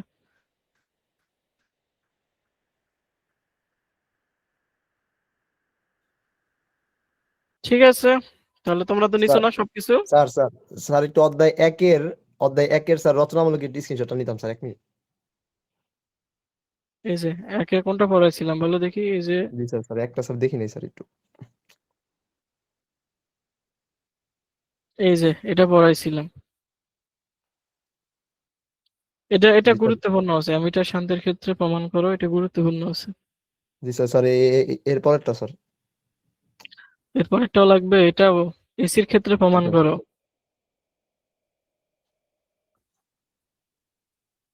ঠিক আছে, ঠিক আছে স্যার, ঠিক আছে, থ্যাংক ইউ। হাবিব সব স্ক্রিনশট দিছো? জি স্যার ভাই জি আমি স্যার হ্যাঁ হ্যাঁ। এর সংক্ষিপ্ত প্রশ্নগুলোর স্ক্রিনশট নিতে চাই। কিসের কিসের নিতে চাও? দ্বিতীয় অধ্যায়ের সংক্ষিপ্ত প্রশ্নগুলোর স্ক্রিনশট নিতে চাই। দ্বিতীয় অধ্যায় না? আচ্ছা, দ্বিতীয় স্যার আমরা অধ্যায়ের এখন বেরোই যাবো। দাঁড়াও 1 মিনিট, তোমাদের সাথে কিছু কথা বলে নেই। স্যার বেরিয়ে দাঁড়াও দাঁড়াও, আরো কিছু বলি তোমাদের।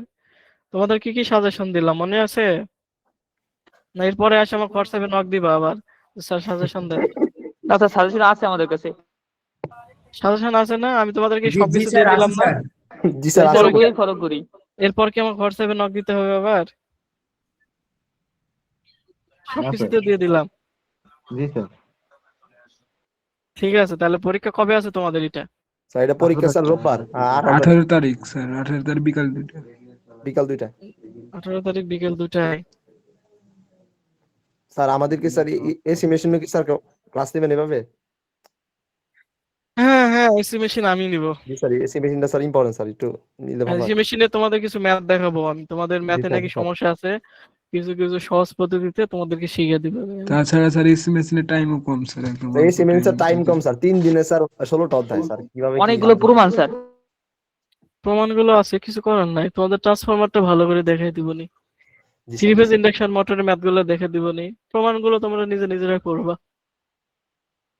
তোমাদের ম্যাথ গুলো একটু দেখাই দিব নি আমি, সহজে সংক্ষিপ্ত কিভাবে করা যায়। তোমাদের বইয়ে দেখলাম কিছু কিছু ম্যাথ ভুলও আছে। জি স্যার, স্যার বইয়ের স্যার ম্যাথ স্যার মিলে না অনেকগুলা।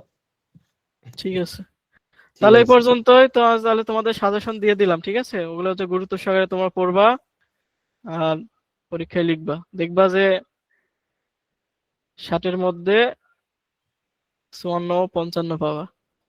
আর যদি 60 পাইতে চাও 60-ই পাবা। ইনশাআল্লাহ স্যার। ইনশাল্লাহ স্যার, ইনশাল্লাহ। আসসালামু আলাইকুম স্যার। ওয়ালাইকুম আসসালাম। আসসালামু আলাইকুম। আচ্ছা ক্লাস লিংক, আচ্ছা তোমাদের ক্লাস লিংকটা আমি তোমাদের গ্রুপে, ক্লাস লিংকটা আমি গ্রুপে দিয়ে দিবনি, ঠিক আছে? তোমরা ক্লাসটা ঠিক আছে দেখে স্যার, নিও। ঠিক আছে। স্যার আমরা আমি ইলেকট্রনিক্স এর আগে স্যার জানিয়ে দিন স্যার। ক্লাসটা আমি রেকর্ড করছি, আমি দিয়ে দিবনি গ্রুপে। সেটা আগে করলে ভালো হইতো। স্যার হ্যাঁ, স্যার একটা কথা, স্যার আমি তো গ্রুপে নাই স্যার, কিভাবে অ্যাড হবো স্যার? গ্রুপে নাই মানে কোন গ্রুপে? স্যার আপনি যেখানে স্যার সাজেশন দেন স্যার, আমি তো শুধু হোয়াটসঅ্যাপে ইয়াস। তুমি লিংকটা কিভাবে পাইছো তাই বলো। স্যার লিংক তো আমি ওই যে ওই স্যারের মাধ্যমে পেয়েছি স্যার। আব্দুল্লাহ আল মামুন স্যার আছে না, তোমাদের দিয়ে দিবেনি স্যার, সমস্যা নাই। স্যার তোমাদের স্যার স্যার ব্যাপারটা আরো তো প্রশ্নটা দেয় স্যার। আচ্ছা কেউ কিছু বলতে চাও? একজনে হাত তুলতেছে দেখতেছি। স্যার আমি একটা হ্যাঁ কথা স্যার। বলতে চাইছি।